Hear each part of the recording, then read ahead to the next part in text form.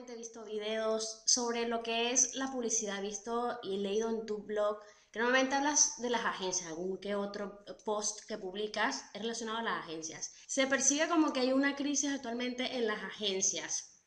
Entonces queríamos preguntarte, ¿qué tienen que hacer las agencias? ¿Hay que cambiar la manera de generar contenido, las empresas, los anunciantes, que son las mismas empresas, o las agencias? ¿De cuál es la culpa, si hay culpa alguna, de esta crisis que posiblemente estamos percibiendo con las agencias de publicidad? Vale, me gustaría matizar y separar dos cosas. Vale, Las agencias no están en crisis. Hay agencias perfecto. que están ganando muchísimo más dinero que nunca. Ok. ¿Sí? Desde la parte de negocio, ellos no tienen muchos problemas. ¿Sí? Eh, el problema que tienen ellas es que básicamente el montar una agencia es muy barato. Necesitas un ordenador y unas ideas y un contacto con un cliente, poco más. ¿Sí? El problema es que cada vez hay más, hay una barrera de entrada muy baja, ¿sí? Pero básicamente ellos siguen manteniendo un mismo modelo y lo que están intentando es frenar cualquier tipo de innovación.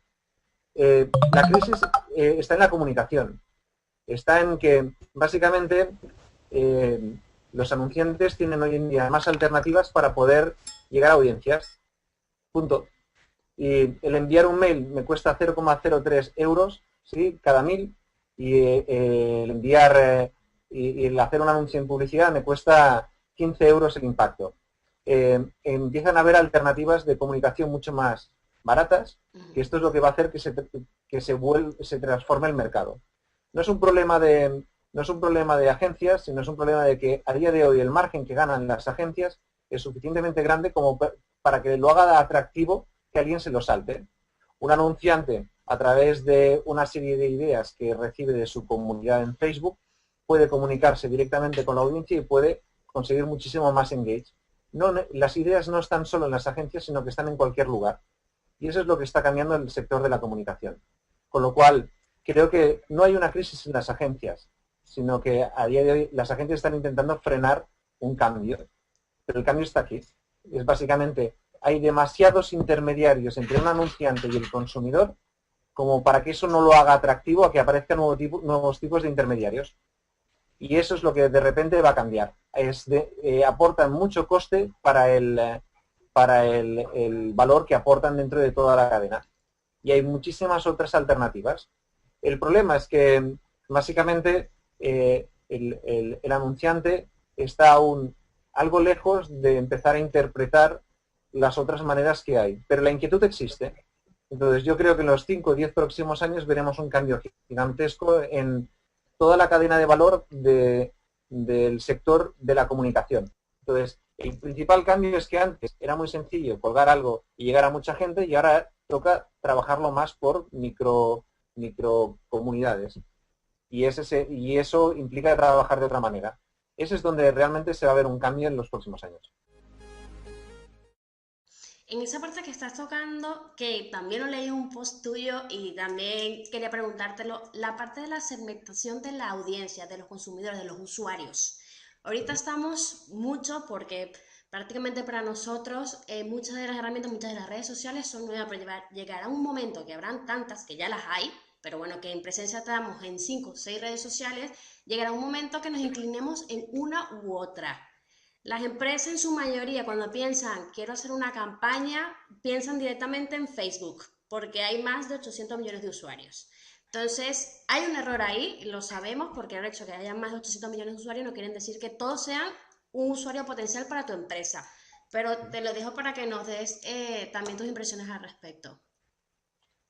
Yo creo que sobre lo que dices de la segmentación, a día de hoy hay un grandísimo problema. Y es que se sigue basando en segmentaciones sociodemográficas y no motivacionales. Te encuentras empresas de perfumería o de alcohol que te dicen mi público es de 18 a 25 años. Perdona, ¿quieres decir que el resto de gente no te consume? No, es que entre 18 y 25 años hay un porcentaje más alto, ¿sí? Y conseguir mover un pequeño porcentaje te genera un gran impacto en tu negocio. Pero claro, todos los que estáis aquí conocéis la long tail y sabéis que hay muchos nichos. Y claro, Internet de repente ha abierto la posibilidad de acceder a esos nichos de forma bastante económica. Antes, para poder acceder a un nicho, era terroríficamente caro, ¿sí? Porque te tenías que ir a las 4 de la mañana en una televisión local, poner un anuncio. Y eso, impresionante, costaba muchísimo. Al lado de Teletienda lo veía mucha gente, ¿sí? Aunque nos ríamos todos. Pero no queda bien decir que has hecho una campaña en Teletienda al lado del cortapepinos, ¿sí?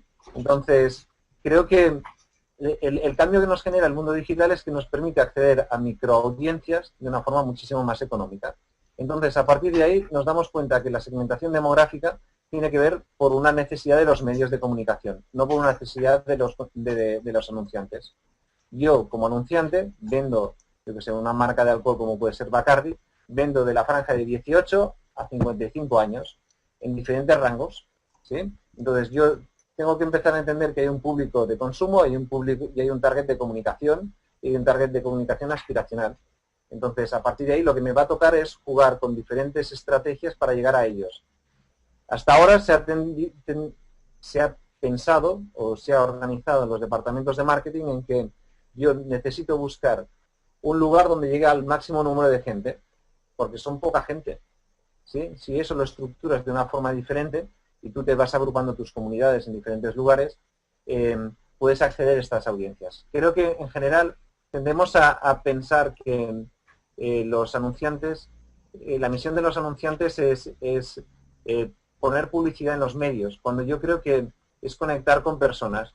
Y por eso vamos a ver en los próximos años una grandísima obsesión de toda la gran mayoría de anunciantes en conseguir el contacto directo de sus comunidades para gestionarlas directamente sin tener que depender ni de Facebook, ni de Twitter, ni de El País o La Vanguardia, ¿sí?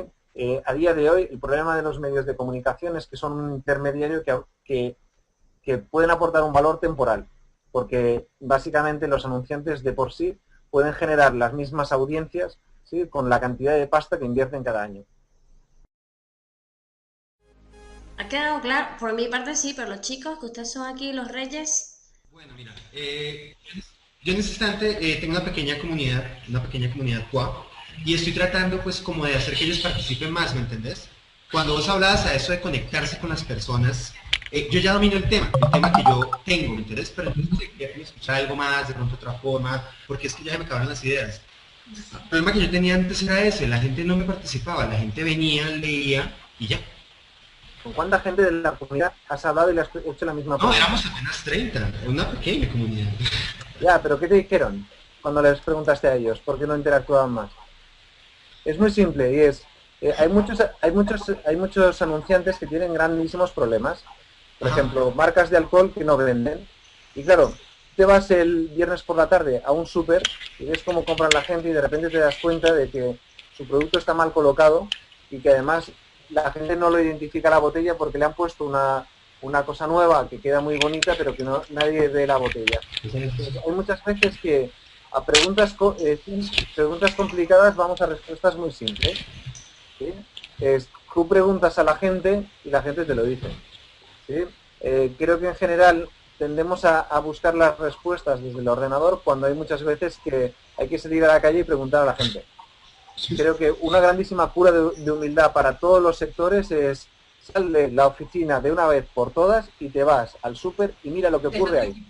Porque de repente ni estudios de mercado ni tonterías te hacen ver cosas que si no, no verías.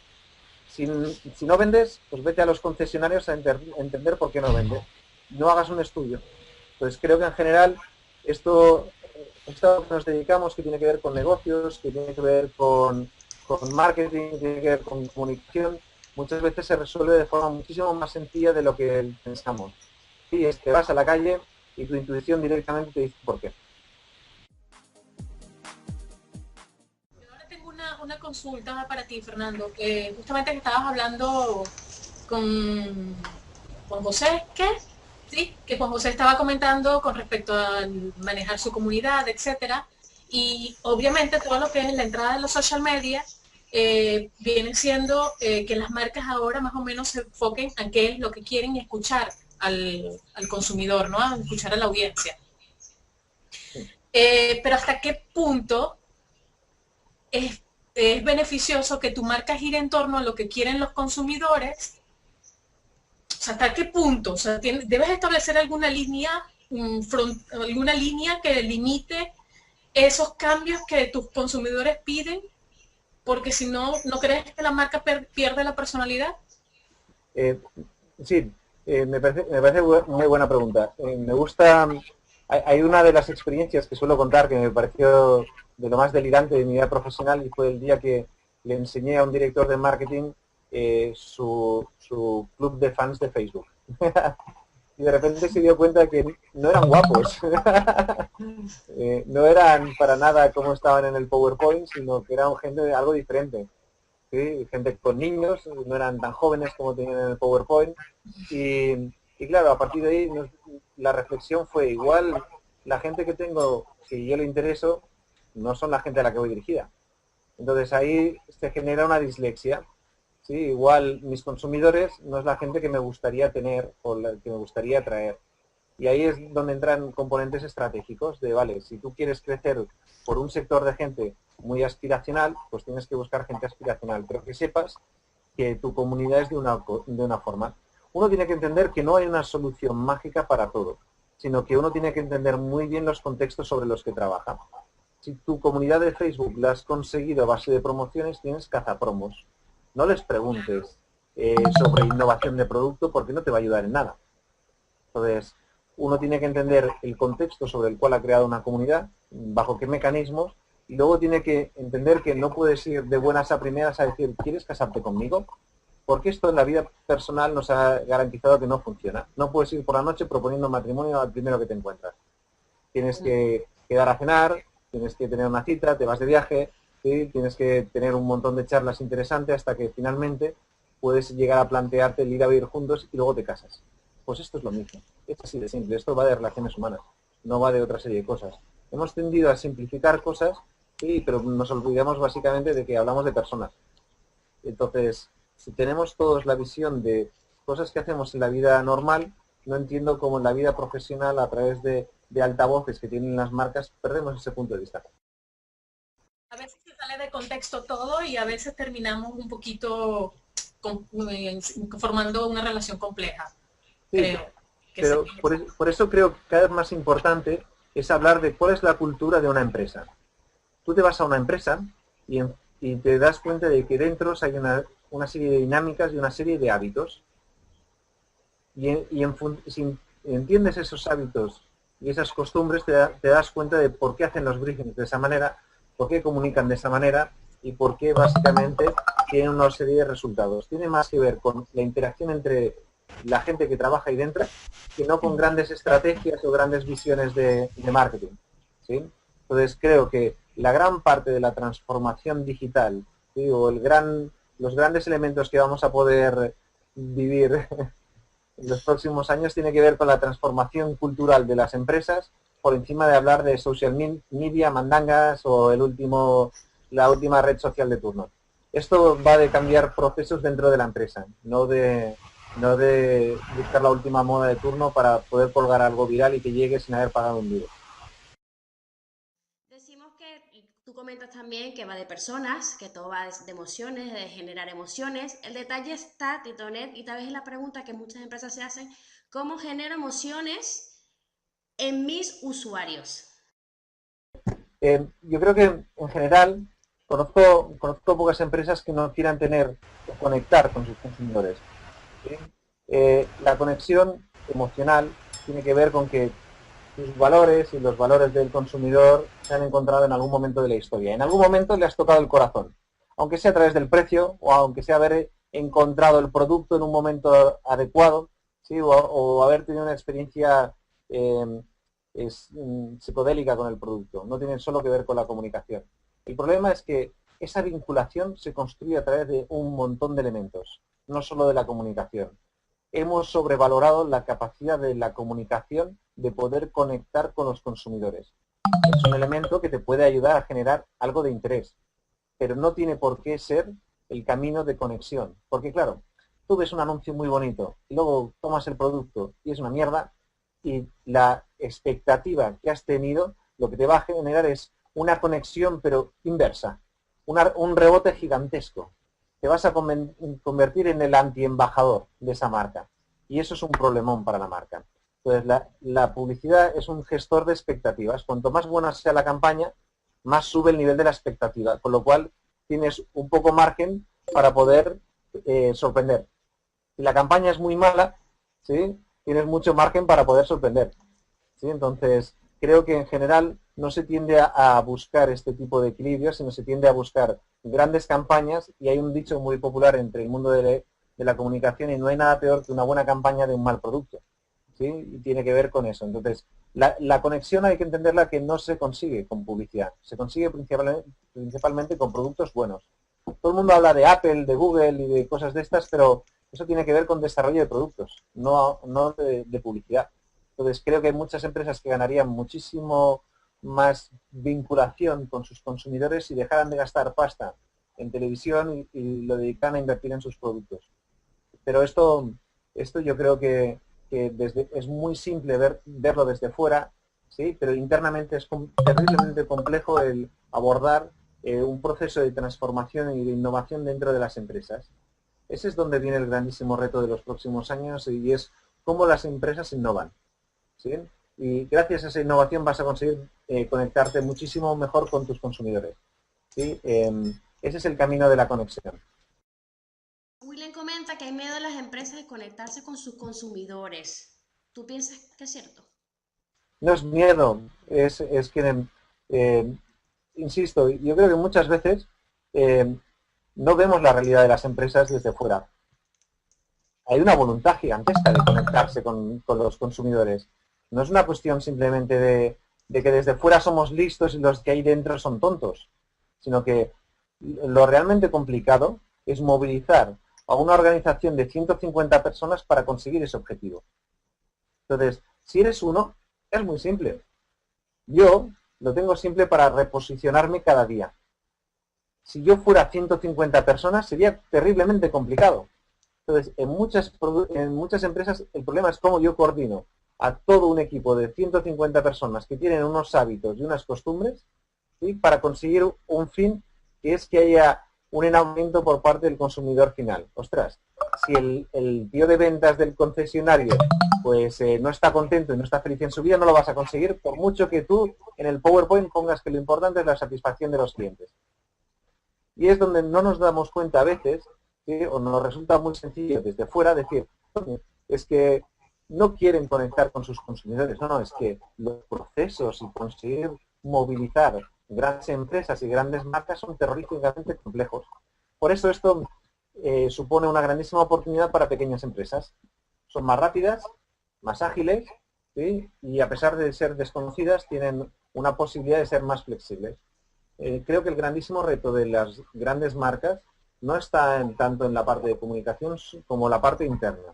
Cómo estructurar la organización para ser flexible, rápida e innovadora, ¿sí? Esa es la grandísima obsesión de la gran mayoría de directores generales que conozco, porque saben que si lo consiguen, uno, hay un impacto en costes gigantesco, dos, hay un impacto en conexión gigantesca.